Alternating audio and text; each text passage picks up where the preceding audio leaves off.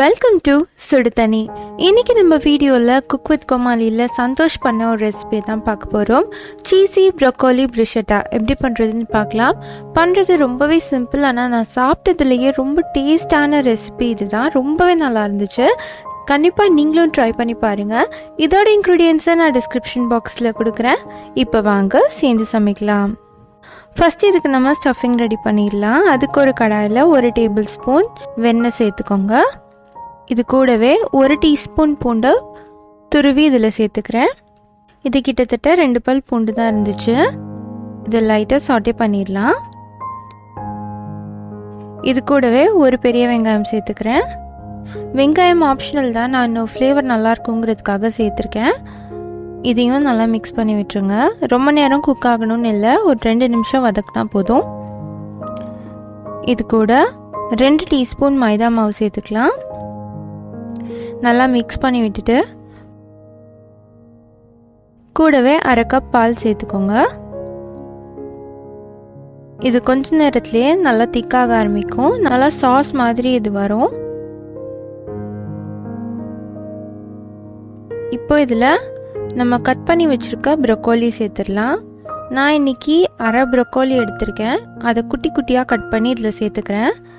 Broccoli முழுசாக போடாதீங்க. கூடவே ஒரு 1/4 கப் கார்ன் சேர்த்துக்கிறேன்.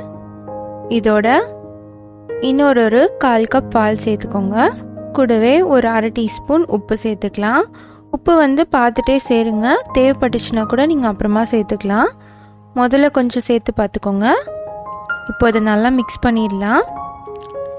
இது கொஞ்சம் திக்காக இருக்கணும். அந்த கன்சிஸ்டன்சியில் இதை ரெடி பண்ணி வச்சுக்கோங்க. இது ஆறுனா இன்னும் கொஞ்சம் திக்கன் ஆகும். ஸோ இதை அப்படியே அரைச்சிடலாம். ஸோ இதை அப்படியே வச்சிடலாம். அடுத்து 1 டேபிள் ஸ்பூன் வெண்ணெயை நான் உருக்கி வச்சுருக்கேன். அதை ஒரு பவுலில் சேர்த்துக்கிறேன். இது கூட 1 டீஸ்பூன் பூண்டை நான் துருவி வச்சுருக்கேன். அதையும் சேர்த்துக்கிறேன். கூடவே 1 டீஸ்பூன் சில்லி ஃப்ளேக்ஸ் சேர்த்துக்கிறேன். இது எல்லாத்தையும் நல்லா மிக்ஸ் பண்ணிடலாம். நம்ம டோஸ்ட் பண்ணுறதுக்கு இதான் யூஸ் பண்ண போகிறோம். ஸோ அதனால் இதை முன்னாடியே ரெடி பண்ணி வச்சுக்கோங்க. நான் இன்னைக்கு இந்த நார்மல் பன் தான் எடுத்திருக்கேன். ப்ரூஷெட்டாங்கும் போது அந்த பிரெட் கொஞ்சம் நீளமாக இருக்கும். அது ஜென்ரலாக எல்லா ஸ்டோர்ஸ்லேயும் கிடைக்காது. அதனால் நீங்கள் எந்த ஒரு பிரெட் வேணாலும் எடுத்துக்கலாம். இந்த பன் யூஸ் பண்ணலாம். அப்படி இல்லைன்னா நீங்கள் நார்மல் பிரெட் கூட யூஸ் பண்ணலாம். இதை நம்மளுக்கு தேவையான ஷேப்பில் இதை கட் பண்ணிக்கலாம். இந்த மாதிரி குட்டி குட்டி ஸ்கொயர்ஸாக இதை நான் கட் பண்ணி வச்சுக்கிறேன். இதை ரெடி பண்ணிவிட்டு நம்ம டைரெக்டாக டோஸ்ட் பண்ணிடலாம். நம்ம செஞ்சு வச்சுருக்க பட்டரை யூஸ் பண்ணி நீங்கள் க்ரீஸ் பண்ணிக்கோங்க. நீங்கள் இதை டோஸ்ட்டும் பண்ணலாம். அப்படி இல்லாட்டி கிரில்லரில் போட்டு கூட சுட்டு எடுக்கலாம். டோஸ்ட் பண்ணும்போது நம்மளுக்கு கொஞ்சம் வேலை ஈஸியாக இருக்கும்.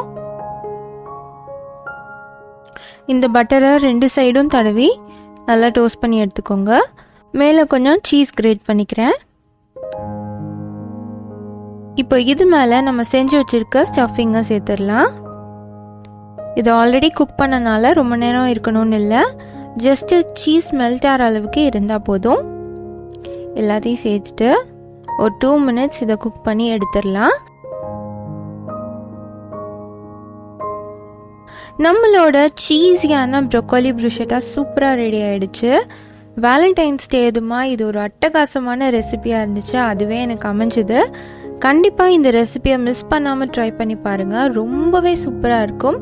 நார்மல் ப்ரெட்டில் கூட நீங்கள் வச்சு செஞ்சு கொடுக்கலாம். எல்லாருக்குமே ரொம்ப பிடிக்கும். இந்த வீடியோ உங்களுக்கு பிடிச்சிருக்கும்னு நினைக்கிறேன். இந்த வீடியோ உங்களுக்கு பிடிச்சிருந்தா லைக் பண்ணுங்கள். சுடுதண்ணி சேனலை சப்ஸ்கிரைப் பண்ணுங்கள். தேங்க்யூ.